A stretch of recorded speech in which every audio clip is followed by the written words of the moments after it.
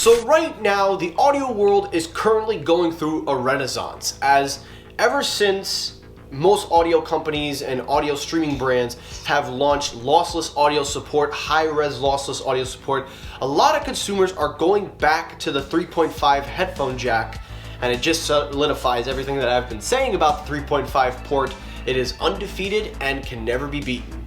Just a fact. Well, a lot of people are now looking to up their music experience, and one of the biggest ways that you could do that is by purchasing a portable DAC and amp that not only supports lossless but can give you the maximum lossless audio support and extend it to even more range. And there are a lot of options out there on the market, but today we're going to take a look at one particular DAC and amp that I found not only the best bang for your dollar, but also is one of the more convenient DACs that you can buy for its price range. And I'm here to tell you that you should definitely be taking your music experience seriously, and you'll find out why after the intro.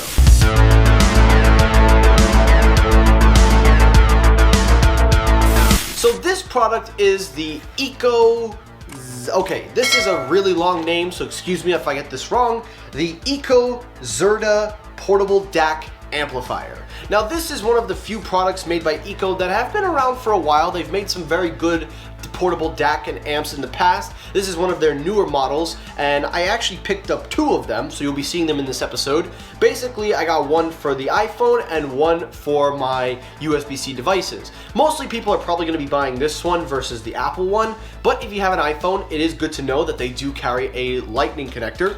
Now, taking a look at this bad boy, this thing is small, tiny, and portable. Now, taking a look at it at the top, it has your 3.5 input.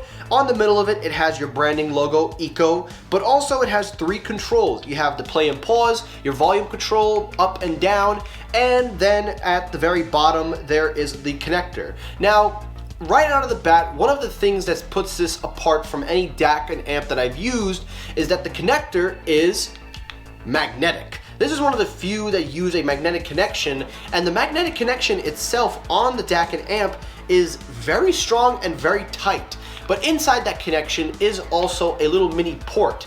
Now, this is one of the few things that makes this stand out from the rest, because unlike other traditional DAC and amps, this is actually a proprietary connection. So that means Ikko makes this connection, so should anything ever happen in the future, you will have to replace the cable, but thankfully Ikko has put up replacement cables on their website furthermore.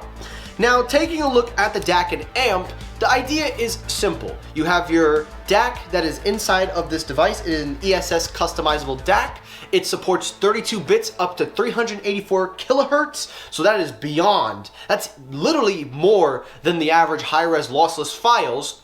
But also on board, you also have three EQs. Now, the tuning for this varies with each different EQ, so we're going to start with the music mode. Now, the way you can distinguish which EQ you're using is based on the light sensor every time you hold the middle button, so that way you can tell yellow means music, blue means movie, and then purple is gaming mode. Starting with music mode, I really did not enjoy this tuning. Sure, the music representation was recreated perfectly as lossless audio gives you the exact correct files you need. I wasn't really sold though on the quality from the DAC. Now, I'm not saying that this DAC is bad, it's just the tuning. I felt that it wasn't too aggressive, but it wasn't too forthcoming. Meaning that even though the music experience was okay, I felt that it could have been upped a little more, just to give it more life. But thankfully, with the portable amp inside, it does reduce my volume consumption by almost 2/3.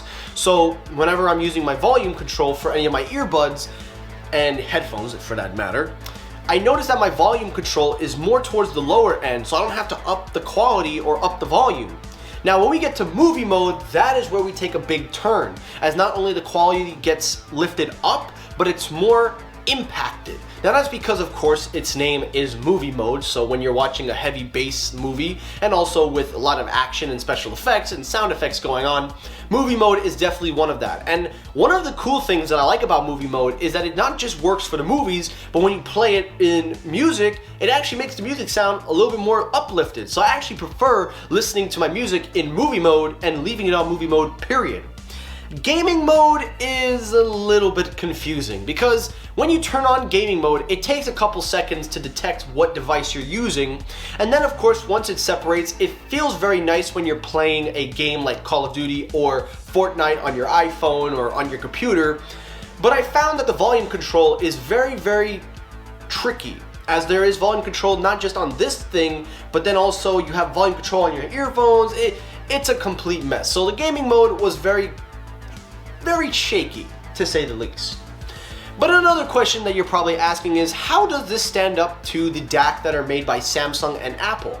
Well, after listening back to both the Apple DAC and listening to this, and also including Samsung as well, I can tell you guys that there is a major noticeable difference, at least from my hearing. Now, this is something that I can't give you an audio representation to give you guys feedback. This is something that you're just gonna have to try on your own, because there's a difference between giving headphone samples and now DAC samples. There's a huge difference. So this is something I can't reproduce. This is something I just have to tell you. What I did notice though is that out of the DACs, the only one for me, straight out of the box, no tuning, that sounded nice, and I will not lie, it was this, but also the Apple DAC, as both of them do have a nice sound profile, but once you switch that movie mode, I did feel that this had a lot better quality than, of course, the Apple DAC. But also another thing is the Apple DAC and Samsung DAC, depending on which one you use, are limited to 24 bits, where the Apple DAC is at 48 kilohertz, the Samsung DAC will give you 192 kilohertz, so it will give you the maximum high-res lossless experience, but the sound tuning is more detailed with this. So that's what I can say. And if you want to know what equipment you should be using, make sure that if you have earbuds that are certified to 24 bits at 48 kilohertz, or if you want to go the pro route and get yourself some studio earbuds, by the way, these are the One More quad driver earbuds, review coming soon.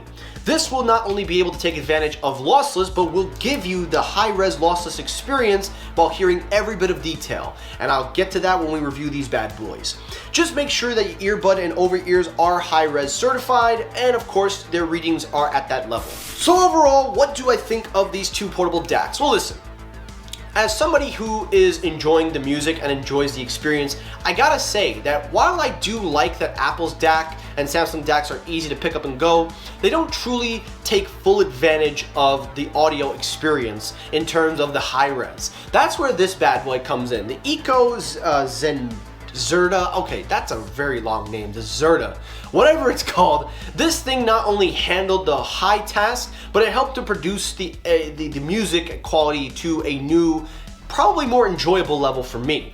And one of the cool things that I appreciate is the built-in amp, because the built-in amp helps to uplift my speakers and helps to make me reduce my volume level, which is something that I really like, and I can only say that about these versus using an Apple or Samsung DAC. Now, my only negative with this DAC would be the proprietary connector that they use with the magnet. Because again, if something goes wrong, you cannot get this fixed by anybody outside of Ikko, whatever. Honestly, guys, I'm sorry if I'm saying names wrong, but you have to make sure that if something goes wrong with either the cable or the DAC, Ikko has to fix it. So that's probably my only negative. But other than that, this DAC and amp for $60, that's the price tag, it's honestly a very good price range. And I highly recommend it to anybody looking to up their music experience. Because nowadays, lossless, high-res lossless can only be achieved by the 3.5 input.